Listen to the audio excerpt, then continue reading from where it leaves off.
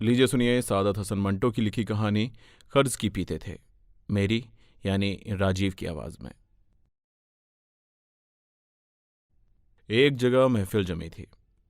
मिर्जा गालिब वहां से उकता कर उठे। बाहर हवादार मौजूद था। उसमें बैठे और अपने घर का रुख किया। हवादार से उतरकर जब दीवान खाने में दाखिल हुए तो क्या देखते हैं, मथुरादास महाजन बैठा है। गालिब ने अंदर दाखिल होते ही कहा, आहा मथुरादास भाई, भाई आज तुम बड़े वक्त पर आए, मैं तुम्हें बुलवाने ही वाला था। मथुरादास ने ठेठ महाजनों के अंदाज से कहा, हुजूर रुपयों को बहुत दिन हो गए, फ़कत 2 किस्त आपने भिजवाए थे, उसके बाद 5 महीने हो गए, 1 पैसा भी आपने न दिया। असदुल्ला खान गालिब मुस्कुराए, भाई मथुरादास, देने को मैं सब दे दूंगा, गले गले पानी दे दूंगा। 2-1 जायदाद अभी मेरी बाकी हैं।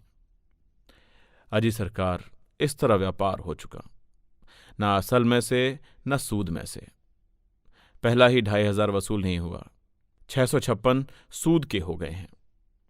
मिर्जा गालिब ने हुक्के की नय पकड़कर एक कश लिया। लाला, जिस दरख्त का फल खाना मंजूर होता है उसको पहले पानी देते हैं।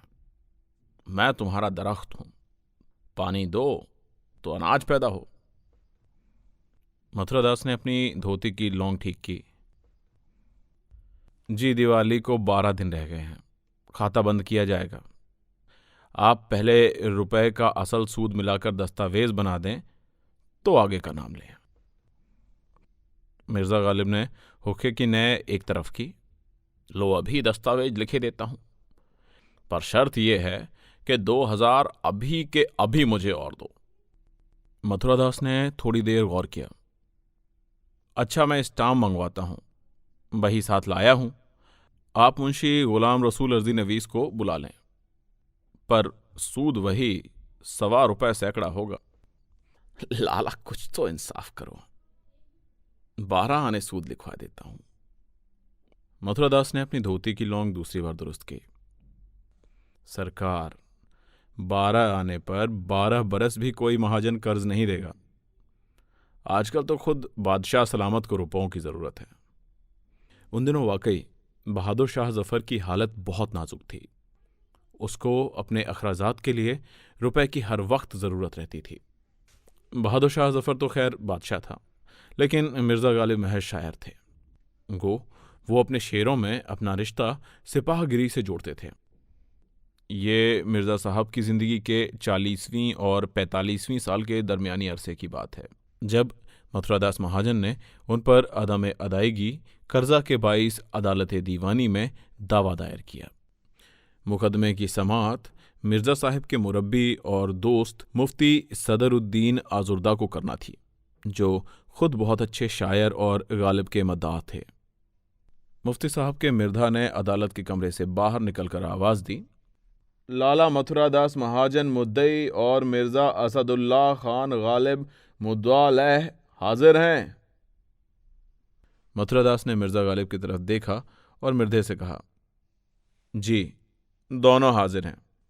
मिर्धे ने रूखेपन से कहा, तो दोनों हाजिर अदालत हों। मिर्जा गालिब ने अदालत में हाजिर होकर मुफ्ती सदरुद्दीन आजुर्दा को सलाम किया। मुफ्ती साहब मुस्कुराए, मिर्जा नौशा, ये आप इस कदर कर्ज क्यों लिया करते हैं? आखिर ये मामला क्या है? गालिब ने थोड़े तवक्कुफ के बाद कहा, क्या अर्ज करूं, मेरी समझ में भी कुछ नहीं आता। मुफ्ती सदरुद्दीन मुस्कुराए, कुछ तो है जिसकी पर्दादारी है। गालिब ने बरजस्ता कहा, एक शेर मौजू हो गया है मुफ्ती साहब, हुक्म हो तो जवाब में अर्ज करूं। फरमाइए। गालिब ने मुफ्ती साहब और मथुरादास महाजन को एक लहजे के लिए देखा और अपने मखसूस अंदाज में ये शेर पढ़ा, कर्ज की पीते थे मैं, लेकिन समझते थे हाँ, रंग लाएगी हमारी फाका मस्ती एक दिन। मुफ्ती साहब बेख्तियार हंस पड़े। खूब, बहुत खूब। क्यों साहब, रस्सी जल गई पर बल ना गया। आपके शेर की तो मैं जरूर दाद दूंगा, मगर चूंकि आपको असल और सूद सबसे इकरार है, अदालत मुद्दई के हक में फैसला दिए बगैर नहीं रह सकती। मिर्जा गालिब ने बड़ी संजीदगी से कहा, मुद्दई सच्चा है तो क्यों फैसला उसके हक में ना हो। और मैंने भी सच्ची बात नस्र में ना कही, नज्म में कह दी। मुफ्ती सदरुद्दीन आजुर्दा ने कागजात कानून एक तरफ रखे और मिर्जा गालिब से मुखातिब हुए। अच्छा, तो ज़रे डिग्री मैं अदा कर दूंगा कि हमारी आपकी दोस्ती की लाज रह जाए। मिर्जा गालिब बड़े खुददार थे।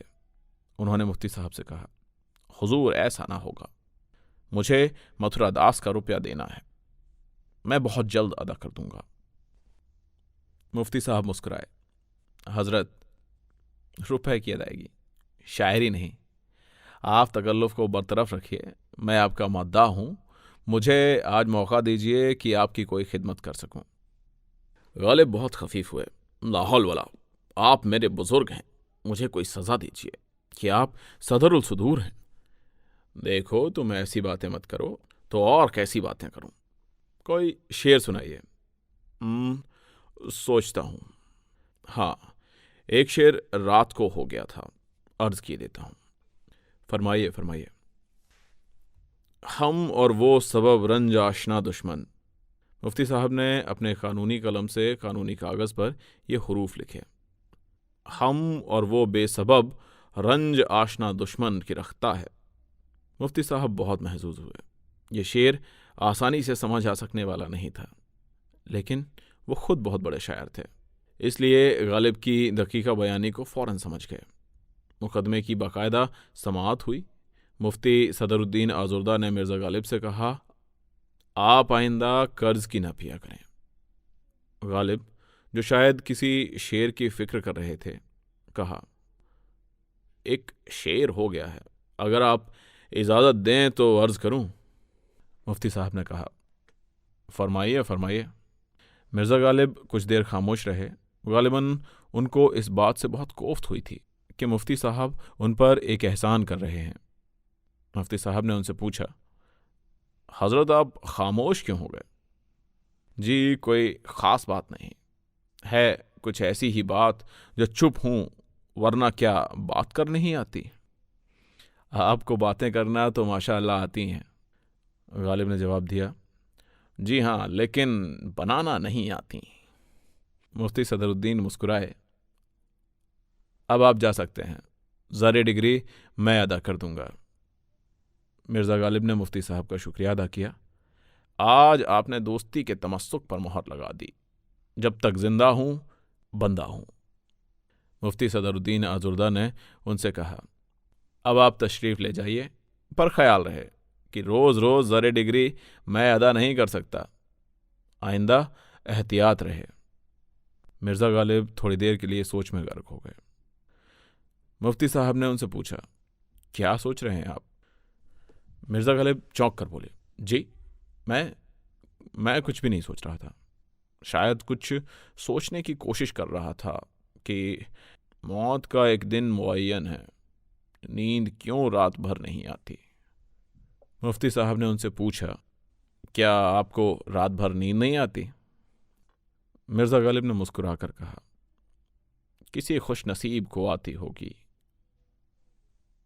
मुफ्ती साहब ने कहा, आप शायरी छोड़िए, बस आइंदा एहतियात रहे। मिर्ज़ा गालिब अपने अंगरखे की शिकनें दुरुस्त करते हुए बोले, आपकी नसीहत पर चलकर साबित कदम रहने की खुदा से दुआ करूंगा मुफ्ती साहब। मुफ्त की जहमत आपको ही, नकदन सिवाय शुक्र है कि और क्या अदा कर सकता हूँ। खैर, खुदा आपको 10 गुना दुनिया में और 70 गुना आखिरात में देगा। ये सुनकर मुफ्ती सदरुद्दीन आजुर्दा ज़ेर लब मुस्कराए। आखिरात वाले में तो आपको शरीक करना मुहाल है, दुनिया के 10 गुने में भी आपको एक कौड़ी नहीं दूंगा कि आप मैं ख्वारी कीजिए। मिर्ज़ा गालिब हंसे, मैं ख्वारी कैसी मुफ्ती साहब, मैं से गरज निशात है किस रू सियाह को, एक गो न बेखुदी मुझे दिन रात चाहिए। और ये शेर सुनाकर मिर्ज़ा गालिब अदालत के कमरे से बाहर चले गए। अभी आप सुन रहे थे सादात हसन मंटो की लिखी कहानी कर्ज की पीते थे। मेरी यानी राजीव की आवाज़ में।